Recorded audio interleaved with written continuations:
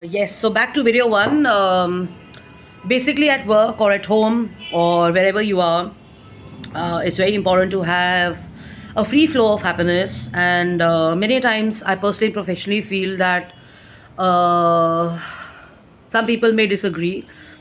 Happiness is a personal value, and happiness is a personal state of mind, or happiness is a self manufacturing or a attitude or outlook. But in many cultures and in many places of work and relationships and stuff, happiness is linked to a lot of causes and reasons and stuff. So coming back to the corporate world, the head of the organization or your manager is also in a way contributing to happiness or joy at work and stuff. And there's so many cases of people I meet, who are basically working for international organizations, or they're doing something of their own and stuff, and bosses are not very happy. So they come back unhappy, and they're basically trying to find ways of bouncing back and stuff like that. So here's a read. This is from a book which is the bestseller in the world's top few companies. This is from the Silicon Valley Product Group, and this is about how ordinary people or people of substance and stuff can stay happy, and it's all about recognition and meaningful work and stuff like that. Which I also believe that meaningful work matters in a big way for the impact and impression you make on people and stuff like that. So it says that the old saying about people joining a company but leaving a company because of a manager is unfortunately demonstrated mostly everywhere, even in our Buddhism or even in our daily works and stuff.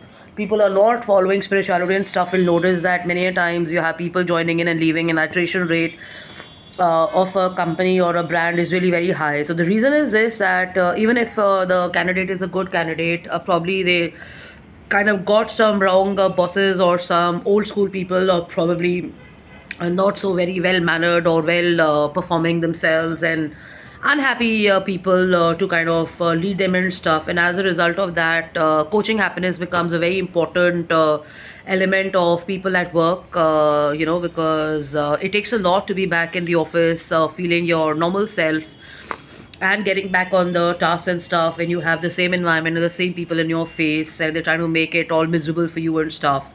So the lines say that I do emphasize how important it is that the top head or the manager focus on also the people and the team and stuff, and try and understand that people are here to do some meaningful and constructive work, and they're here to progress their career, and they're here to build the necessary relationships and to learn a lot and stuff like that. And it is not all about being productive or overhyping achievement or success or positions and stuff like that, or about monies, because everybody's definition and role is different, and everybody's definition of success or achievement or what they want to do in their life is simply not just about monies and stuff like that.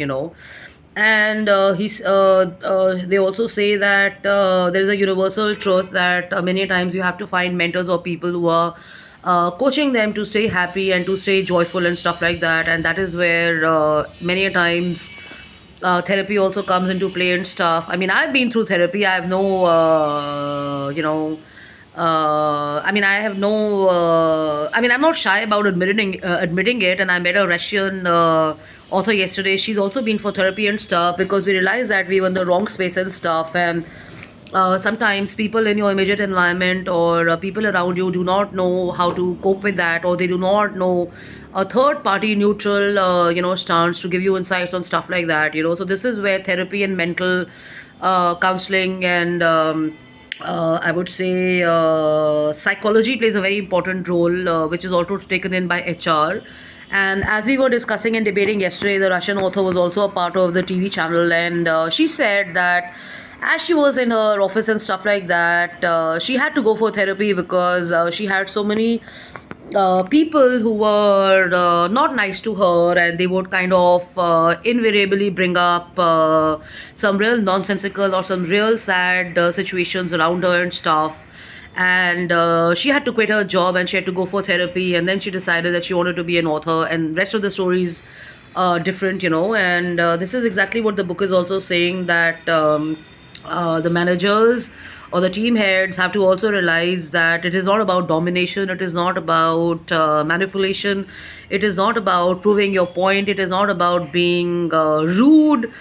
It is also about taking care and noticing or small things about your team members and stuff. Let's say a team member likes wine, a team member likes to watch certain movies, likes certain music, or she likes a certain food that she enjoys and stuff like that, you know. So if you have a personal relationship with your team members, no matter what role you're playing or what power pack position you are, in that kind of an environment and that kind of a space is where more people kind of want to continue. And after all, professional relationships also are about personal relationships and stuff. And if people stick on to certain brands or organizations for donkey years, it's also because they have a certain good culture, and they enjoy their work and stuff like that. And they're not there, not all of them are there for professional or personal recognition and stuff. Many of them are just there, like I said, to do their jobs and stuff. And many of them are not even looking for personal recognition or fame, and they're not even wanting to be an influencer. They just want to be behind the scene and they want to basically do good stuff. So as a leader or as a business head or as someone who's basically a founder or a CEO, or someone who's a corporate head, or whatever position, whatever role you are in, if you model good behavior, then many a times people will follow that good behavior of yours and stuff. And it's happened in my case. I realized that when I joined a retail company and I worked for a mall, I really loved the environment there, and I saw the people around, and I thought it was like one small amazing family, and that made me want to do more work and stuff.